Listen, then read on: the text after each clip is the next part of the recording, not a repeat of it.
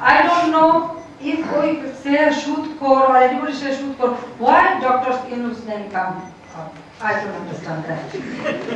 Because বের হয়ে যে পার্টিও করছিলেন, ইলেকশনও করছিলেন, আর যারা পার্টি করে পার্টি অর্গানাইজ করতে পারে না, আর যারা ইলেকশন করলে জামানত ধরে রাখতে পারে না, তারা এখন সিদ্ধান্ত নেবে আওয়ামী লীগের। মন্তব্য হচ্ছে আমার 2800 কাউন্সিলর, তারাই ভোটার। একটা কাউন্সিলর যদি বলে যে আপনাকে চাই না, আমি থাকবো না।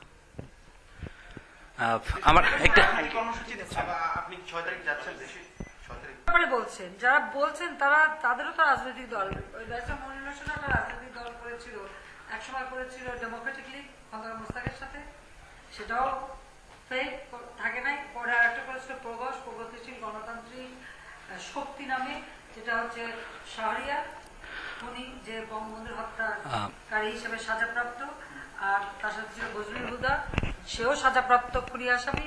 তাদেরকে নিয়ে উনিও একটা রাজনৈতিক দল করেছিলেন, লক্ষ লক্ষ টাকাও খরচা করেছিলেন।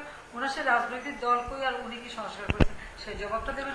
আচ্ছা, আপনাকে যে অন্যায়ভাবে দেশে যাওয়ার পরে গ্রেফতার করা হয়, তখন জনগণের উদ্দেশ্যে আপনার মেসেজ কি হবে? জনগণের উদ্দেশ্যে আমার একটাই কথা, যে আমি জনগণের স্বার্থে রাজনীতি করি, জনগণের কল্যাণে রাজনীতি করি, জনগণের জন্য আমি যে কোনো ত্যাগ স্বীকারে আমি প্রস্তুত, এবং জনগণের কাছে আমার এই আহ্বান থাকবে যে কোনো অন্যায় অবিচার হলে আমি জনগণের কাছে বিচার চাইব, এবং জনগণের কে আমি আহ্বান করবো যে তারা যেন শক্ত হয়ে দাঁড়ায়, কোনো অন্যায়ের কাছে যেন মাথা নত না করে। সেটা কি রাজনৈতিক কর্মসূচি না হরতাল?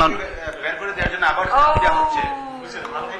যাওয়া মাত্র ক্ষণিক অপেক্ষাই মাত্র, ঠিক সেই মুহূর্তে ডক্টর কামাল হোসেন, ডক্টর ইউনূস এবং ব্যারিস্টার মইনুল হোসেন সম্পর্কে তার এই মন্তব্য তাকে কতটুকু সমস্যার মুখোমুখি করে তা এখন দেখার অপেক্ষাই বাকি। সেই অপেক্ষার প্রত্যাশায় আমি বিদায় নিচ্ছি। Arfin Sohag, London school of economics, London. আপনাদের সবাইকে অন্তুষ্ণ শুভেচ্ছা।